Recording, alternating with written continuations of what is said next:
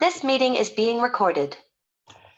Good afternoon. My name is Tim Markle. I'm director of the Southern Regional Center for Children and Youth with Special Health Care Needs, covering 14 counties in southern and southwest Wisconsin.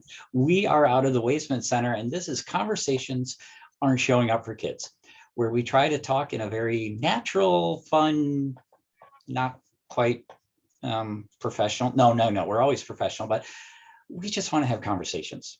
And we have discussions about things that affect families who have children with special health care needs. And today, I am just so excited that we get to talk with Shannon Stuart, who's a professor at University of Wisconsin-Whitewater in special education. One of the things she does is she helps future educators to consider implementing mindfulness as it's beneficial for people of all abilities. So today we hope to learn a little bit more about mindfulness in children with special health care needs and a little bit more about how this might be effective in the classroom. But I'm really interested too to learn, because I always love learning how it really applies in real life. So Shannon, thank you so much for being here today. Thank you, Tim. You know, I'm not any expert, and I don't know anybody honestly who can say they're an actual expert on mindfulness. And to be frank, I have difficulty with the term mindfulness. It sounds like a whole lot of work to me. Oh my gosh, I know. I even bought the Idiot's Guide to Mindfulness, and it was too long for me to get through. I couldn't make it through. And so if the Idiot's Guide doesn't even work, what hope do the rest of us have to access this mindfulness magic that is sometimes out there? Yeah. You've been doing these techniques though for a while, even before the term mindfulness was around. I have. I really have. I've been doing, I guess you'd call these techniques, since about '87. And what works for me personally, and I think I can translate this down to practice with youth, is that I just remind myself, particularly times like yesterday and today, when there's so many troubling things on my mind, is that I remember, you know what, you're thinking, you're feeling, and rather than try to get myself to stop that, for me, it's in teaching children, that yes, these are my thoughts. I can let them come in, but I can also let them go out. So the goal really isn't to try to control what you're thinking or teach yourself to work harder, to breathe better, to breathe differently. The first step, and probably the most important step, is to acknowledge, oh, these are my thoughts. And Tim and I have talked about this before, and I've given him the analogy of the snow globe that I like to use. And it may work for you, it may not, but I think of a snow globe, and I think of myself as the house inside the snow globe. You can shake up the snow globe, all that snow is whirling around. I think of that whirling around snow as thoughts. And I can't control my thoughts any more than I can control the weather. And I don't work so hard at trying to master or control the thoughts. Instead, I just like to think or remind myself that, yep, there my thoughts go again. There's my monkey mind shattering around, chat. There it goes. And I know that those thoughts will settle on their own. And while I have that knowledge, then it helps me be able to take a break and do other things. Maybe get out of the house, go for a walk, get myself in nature. So that's a mindset I come from when I work with students. So one of the things that I'm hearing, and please correct me if I get this wrong, but one of the things you're saying is that awareness that I'm having thoughts, the awareness of what it is that I'm thinking, and that sometimes when we start to think that mindfulness is just about the breathing techniques and the settling techniques, do you see that breathing as a way to become aware of the thoughts, or is controlling the breathing a response to that thought? So is it a I do my breathing so that I could be more aware of the snow that's swirling around me and decide that it's just going to settle? Or do I feel like everything is jumbling around me and so I should do my breathing to settle? Or is it both? For me, breathing helps. Breathing activities do help.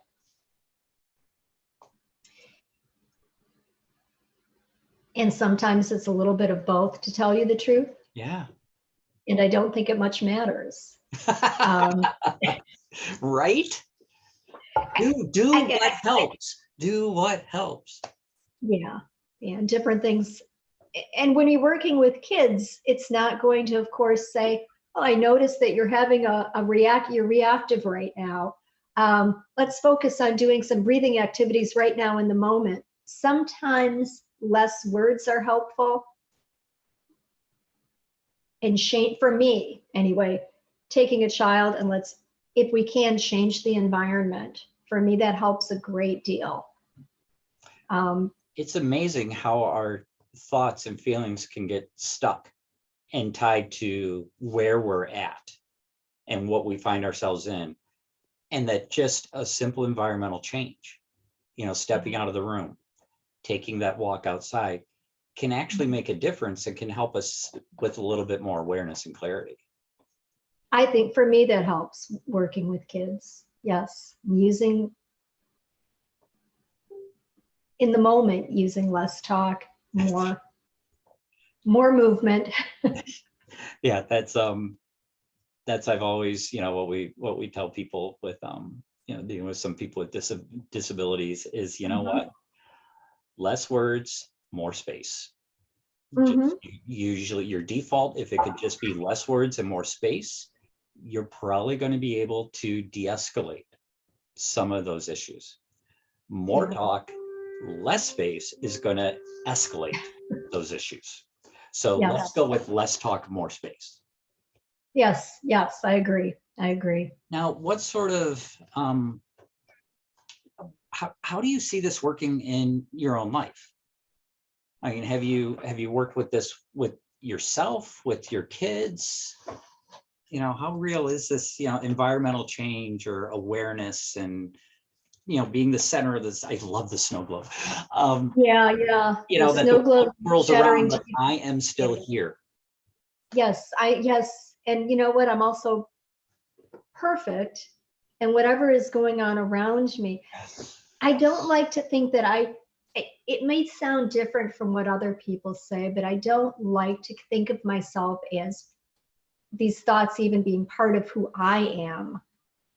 The thoughts, it helps me if I just think, yep, these worries, these repetitive worries, but they don't necessarily impact who I am or my essence. My essence, who I am, is always there. And I do have 2 children, adult children now, but they have absolutely struggled. I guess you could use the term neurodiverse, but generalized anxiety disorder diagnoses for both, and they're fine with me sharing this. Depression disorder diagnoses for both of them. One of them has had a chronic migraine disorder since 3rd grade, and they're 23 now, and the other has had chronic IBS issues. And the older one with the IBS issues is now 26, almost 26. And we have been working with these issues since childhood. Now they're adults, they're no longer in my home. The older one uses the term mindfulness, the younger one doesn't, but they both do the techniques that they've been doing since childhood, and neither of them, I think the diagnoses that they have not significantly impacted their adult living. what I mean is that, yes, these are real diagnoses, that they have these things. They also can do all of the things that they want to do in this adult world right now. And they're happy, successful. They're not fighting against a diagnosis. They're kind of acknowledging and living with things and working through things quite well. And so you've taught them some of the what we'd say would be techniques and how to do that. I mean, that makes me think of my own son, who also has given me permission and who actually is now doing presentations as he talks about how he first started into counseling, probably 3rd, 4th grade. And his counselor gave him serious techniques that he still uses to this day. It's just amazing to me, because sometimes over the years I can prompt him and he'll just be in the middle of just everything is going. I mean, he's just like talking so loud and he's yelling at me and I don't have a clue what's going on. And I can just say, can you just take a minute and breathe? And that takes him back to what his counselor taught him about how, he's gonna breathe. And then he's calmer and he can explain to me exactly what he needs. Whereas if I didn't co-regulate, the fancy term for, I can't say this because it's recording. Okay, I'm going to say it anyway. Yeah. But if somebody is losing their shit, it does not help for you to lose your shit. And so one of the things about mindfulness, I think, is that when somebody else is losing it, especially with children, is that we are aware that we can't lose it. We need to regulate and we need to mimic that breathing, maybe mimic that leaving the space with them, whatever needs to happen to help them come back to that house in the snow globe, that everything could be swirling, but it's going to settle if we just give it some time and we come back. So I think that quite often with my kiddo. That doesn't help. Cracks me up what you just shared. I remember all of the years between middle school and high school years, and even into the earlier 20s,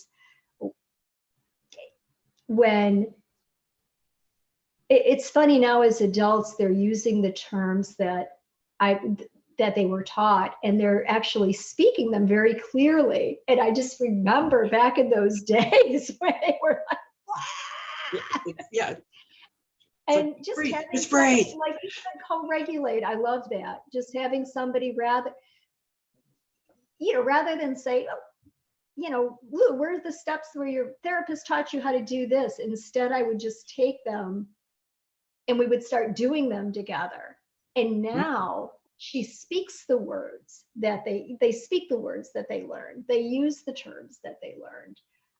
They use the techniques that they learned. But back in the day, I just had to do it rather than do it with them, rather than speak it so much in the moment, during a panic attack, during a meltdown. And kind of the same thing with a lot of these that I worked with over the years too. Using the techniques when people are in a good frame of mind is foundational. Yes. You teach techniques you teach techniques slowly and every day and through modeling. You just do things. You get outside as much as you can. You practice guided meditations throughout for me, it was, during classroom time. Students loved guided meditation. Oh, yeah. There's no way I could tell everybody, okay, be quiet now. We're going to meditate for 1 minute. Just sit quietly. But you put a guided meditation on. Yeah, sit quietly till you hear the gong. They love it. Or start the chime and then do a breathing exercise together. They all loved that. They all loved the breathing exercises. They all loved doing yoga poses in the classroom. Yeah, and I think part of that goes back to normalizing how to regulate ourselves. You know, that it's not everybody loses control. Just the way it is. We all have those times where we just, for some reason, are not able to have the amount of discipline, the amount of self-control that we wish we would have. But if we don't know, and these are, you know, I think of our kids that grow up in trauma situations, if we don't know what unexcited looks like, if we don't know what our body feels like when it's at calm, then you telling me to calm myself is not going to do anything, because I don't know what calm is. I haven't lived calm. I haven't experienced calm. And so could you please show me what my mind looks like calm and what my body feels like when it's calm? If you want me to be calm, you can't assume that I know what calm means. So that whole teaching the whole child, I think, is really important as well. Yeah. I do want to, please, both Shannon and I would love to have a discussion. So you're very free to unmute. If you have been writing in the chat box, I apologize. I haven't seen that because my own, the little words, the transcript was right over the chat box. So my apologies. Or you could also put questions or comments in the chat. We would love to hear how maybe you have used any of these breathing or mindfulness awareness techniques, either in clinic or in education or with your children. I know we have an assortment of people on the call today, so we would love to interact as well. If you have questions about how to, Shannon can also do her best to answer those, as you know, somewhat of a practitioner. So Signe, I'm assuming that you undid your camera because you have a question. I do. Hi, and thank you. Hi, Tim.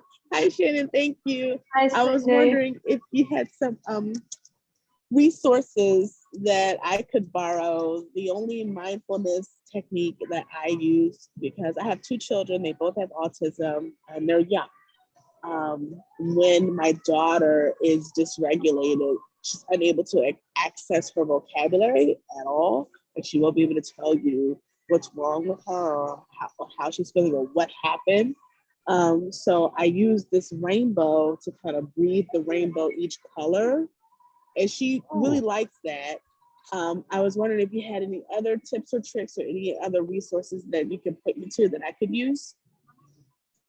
Yeah, no, I love the Breathe the Rainbow. Can you explain that a little bit, because I am not familiar with Breathe the Rainbow. Sure. It's a picture of a large rainbow, and all the colors are separated by like a white line, so you have to focus on one color at a time. So you breathe in and out as you draw, like trace the rainbow over each color. And it's like, I don't know, I want to say 6 or 7 deep breaths, and then you revisit, or you go back around the, you know, if we're still upset, you know, you know, like the breaths are too short. So yeah, that's what it is. It has little arrows to show you the direction and where you're supposed to pull your finger to kind of just mimic the rainbow. You have your breath and you're like focusing on the color, so you have to kind of slow down a little bit. Cool, thanks, Signe. So Shannon, any other even just things that you teach teachers to teach kids? Yeah, there is a curriculum. I'm trying to pull it up so I can email it or text it over quickly in the chat box. And I can definitely do this after once I can, you know, look it up and send it to you. There's a curriculum that's available to anyone, but I believe it's specific to folks on the spectrum and mindfulness in children.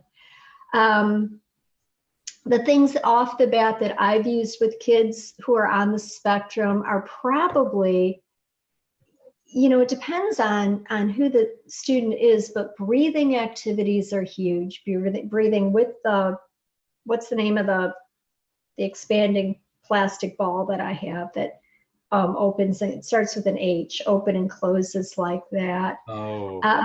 getting out of the classroom to begin with and walking somewhere else. I don't know why, but students love my chime. They love the actual chime, not something on my phone, the chime itself, and wait till it slows down. And I allow students to, close your eyes and listen until the vibration stops. I like to do things like, start with sounds that are far away. What can you hear? Okay, let's stop for a moment. Can you tell me what you're hearing right now? Can you tell me a sound that you're hearing? Just tell me a sound that you're hearing right now.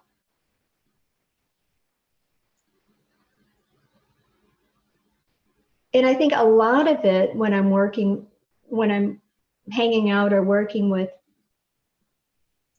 students who are identified as being on the spectrum, taking my lead from where they are first. But a lot is moving away from the sensory that's going on in that moment and moving to a sensory less environment, and then trying something. Sometimes the first step is to remove some of the sensory stuff that's going on right there. Yeah, that reminds me, Hunter is known to talk about how we taught him the 3 R's when he was struggling in his classroom. And this was based on, again, one of his special interests growing up is historical history, still is. And so what we taught him was, we started with, okay, Hunter, when it's so overwhelming, one of the first things you need to do is retreat. You're probably not going to calm yourself down in the middle of math class with 30 other kids around. It's probably not going to happen. So here's a signal you can show the teacher, and then that means you can go out. And then when you're in the hallway, use the techniques that you know to reinforce. So you retreat and you reinforce. You build your stuff back up so that you can. But what we forgot to tell him is that we forgot the 3rd R, which was re-engage. And so he was fantastic at retreating. He was good at reinforcing. Turned out he was also really good at meeting the principal, because he would then wander the halls of the school instead of going back in the classroom. So we had to give him the 3rd R, which is who wants to re-engage? Who wants to re-engage in the environment that? Yep. So we're like, but this is where you need to be. This is school. Yeah. And so he started to practice the retreat, reinforce, so that I can re-engage. The goal isn't to not be in school. The goal is to engage in school. It's to engage in my therapy. It's to engage in my life. And so we may retreat and reinforce, but the reasons to do that is to re-engage. And he still remembers that and uses it to the day and talks about how we met the principal. But the key, realistically, the key was getting him out of the environment so that he had somewhere to go other than under his desk, because that's where he wanted to go. And so it's like, you're not going to regulate under your desk. It's everything. That snow is still going. So let's leave the globe, take our house where it's not snowing, and see if we can then re-engage our environment. Robin, I noticed that you put into the chat that you practice mindfulness daily. I would love to hear more about that. And also if you have any hints of what is working for you. Well, before I go into that, I do have a question for Shannon around what age to start thinking about practicing mindfulness. And I think to me, it would be at, really young age. I mean, just start as that's just part of your life, which I didn't do as a parent, and I wish I would have. I also have 2 kids the same ages as you, Shannon. Yeah. And the pretty much same diagnoses for both. Yes. So, Yes.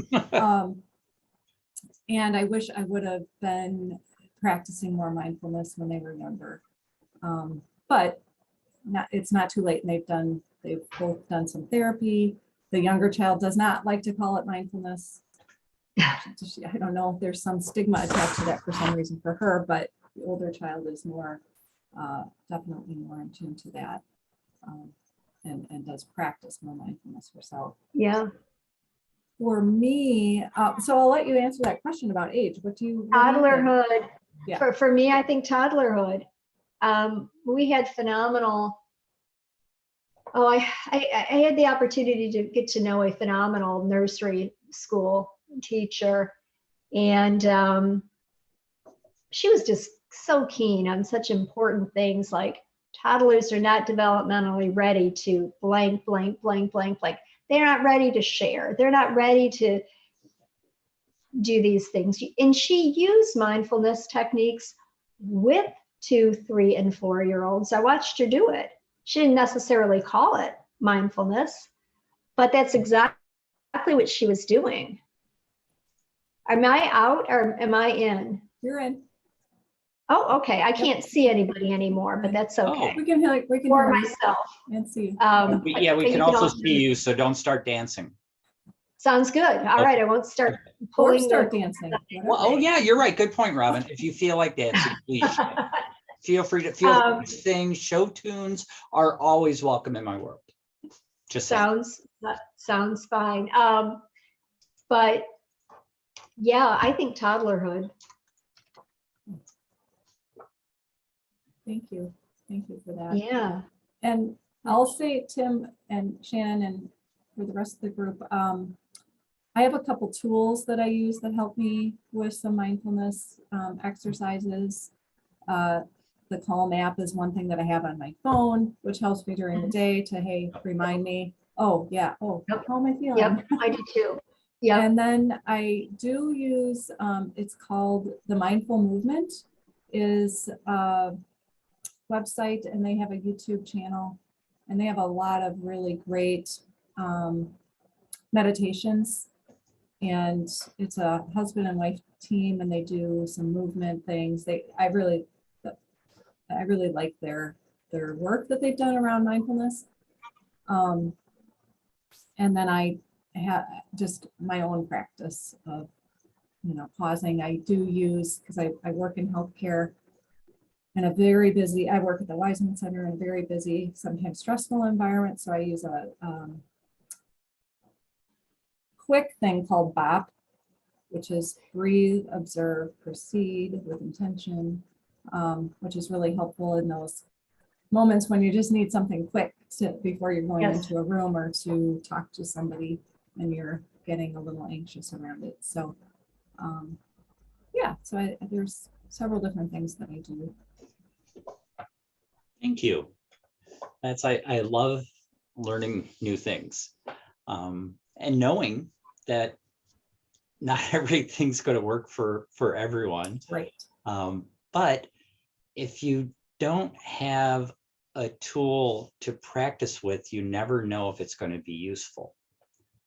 And so having more things to try is a lot better than having nothing to try. So I appreciate that. Yeah, absolutely. Absolutely. So I'm still fiddling with my screen a bit, but that's okay. That's okay, because I wanted to say, one thing about so I was not a big fan of the term mindfulness. I've had therapists try to convince me that I should be mindful. And I already told you about the Idiot's Guide to Mindfulness. And so then they try to say, well, if you're just aware. I'm like, if I was aware, I wouldn't need to become aware. So how do you expect me to be something that I'm not? You need to be aware of your thoughts. I know my thoughts are there. I'm constantly having thoughts. I have too many thoughts. Of course I'm aware. I hate them. I want them all to stop. Okay. And so I had to figure out what is going to work for me. And so what I set forth as my goal was the fact that, okay, I do not want to be going off in every different direction. That's not helpful to me. So I want to be able to return, you could say return to center.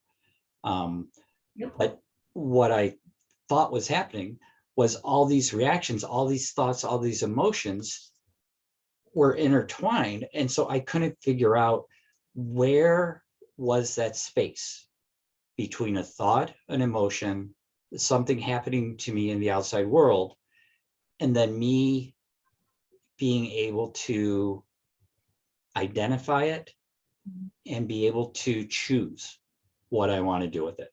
So for example, going through life, I get upset, then my body gets angry and maybe my voice goes up, and it seemed to happen instantaneously. And so what I started to work on was finding that space. Where is that space between that thought happening and me internalizing that thought, that emotion happening and me acting on that emotion, that outside force happening and me reacting to that outside force?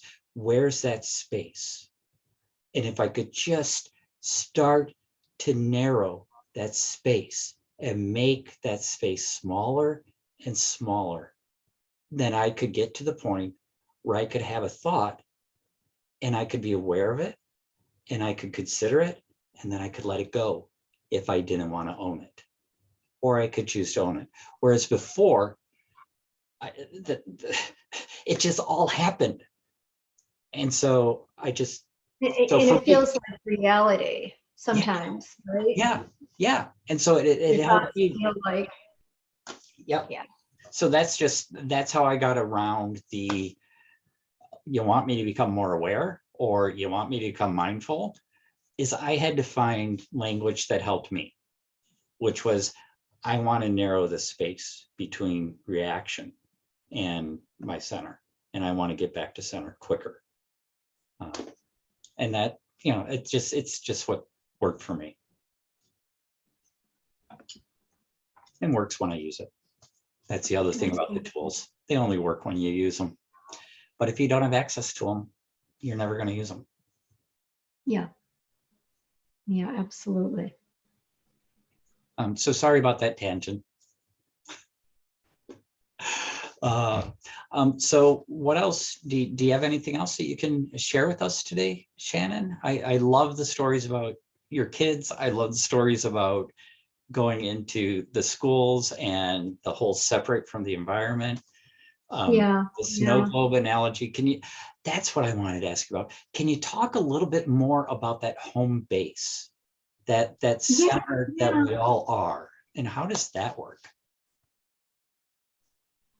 Getting to the understanding that for me, we are home base. We don't need to do anything differently.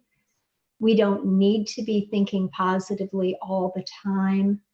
We are separate from our thinking. Your thinking is not you. You're not your thinking. Your thinking is your thinking. Your thinking is the snow. Your thinking are those dots. And now people are starting to slowly come. Nope, they're still going away.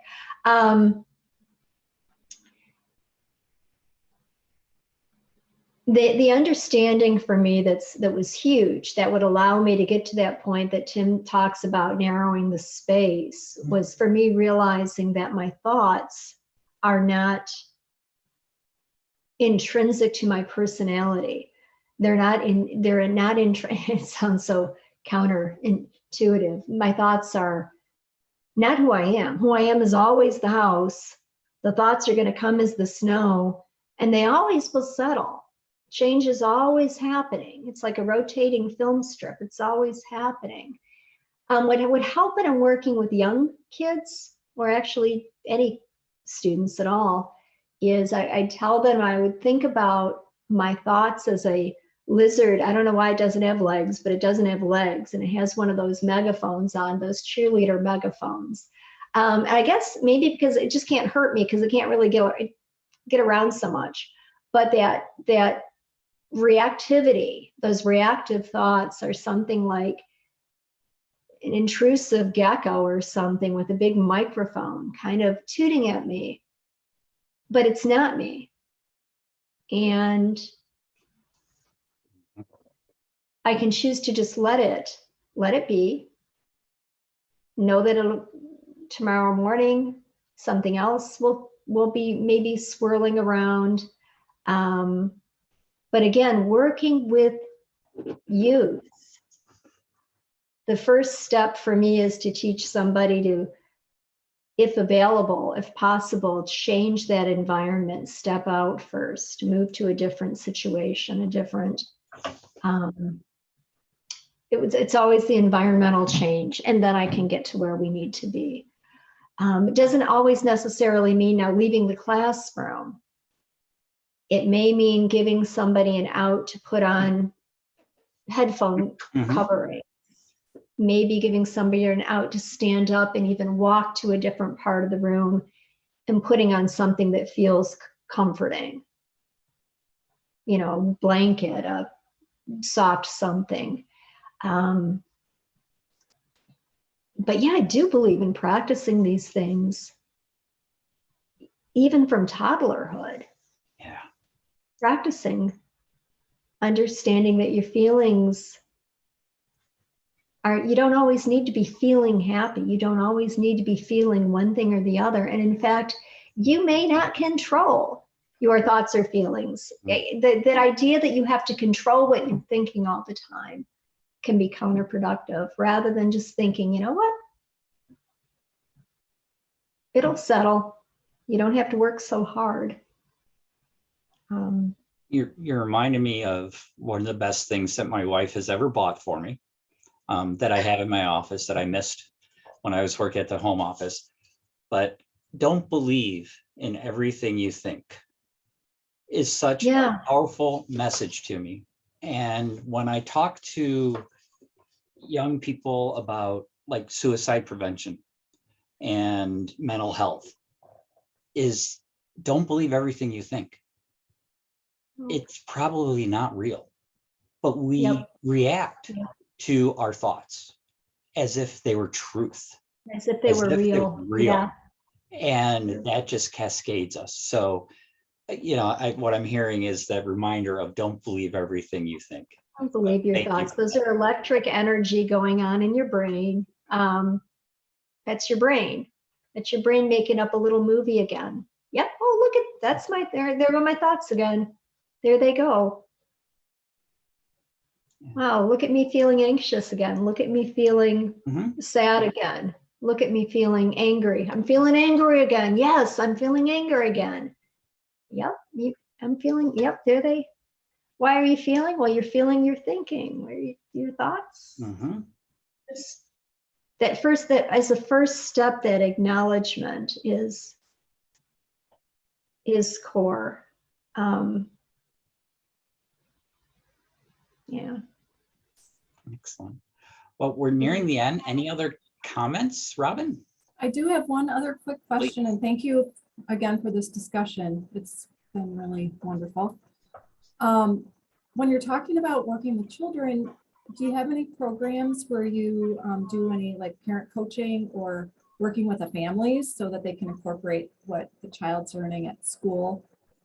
That's a fantastic, that national curriculum, I've got to send into a link through Tim and get it sent through the chat box.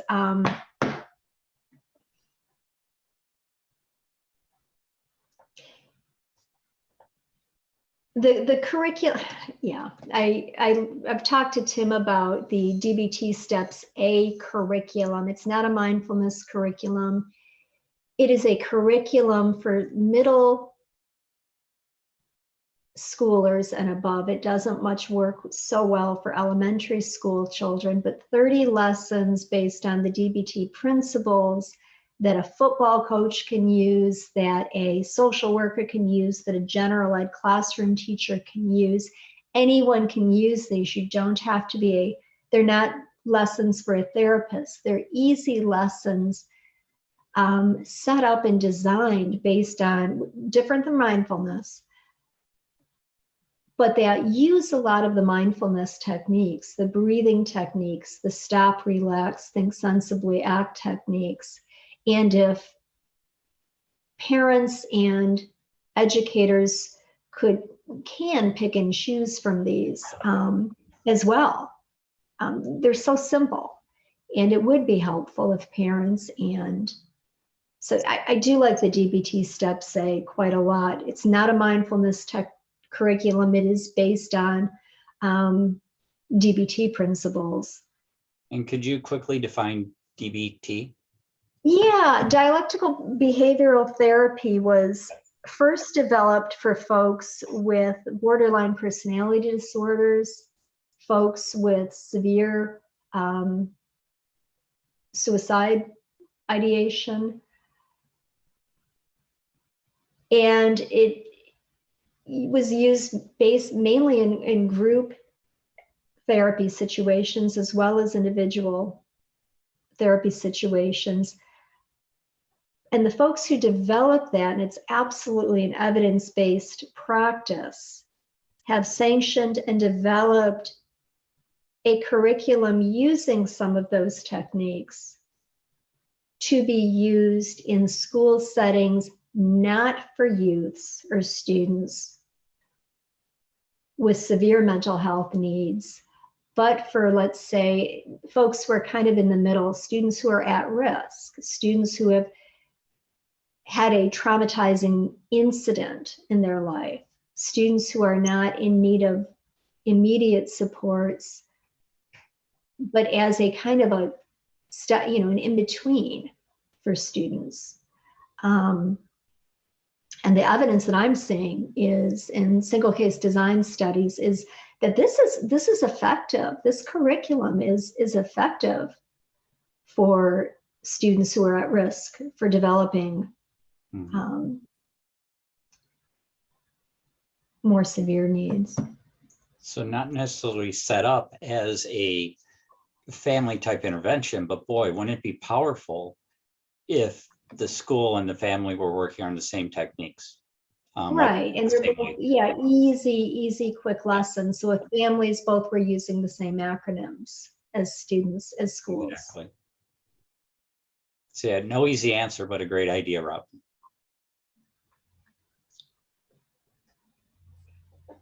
Any other questions, comments, final thoughts, Shannon?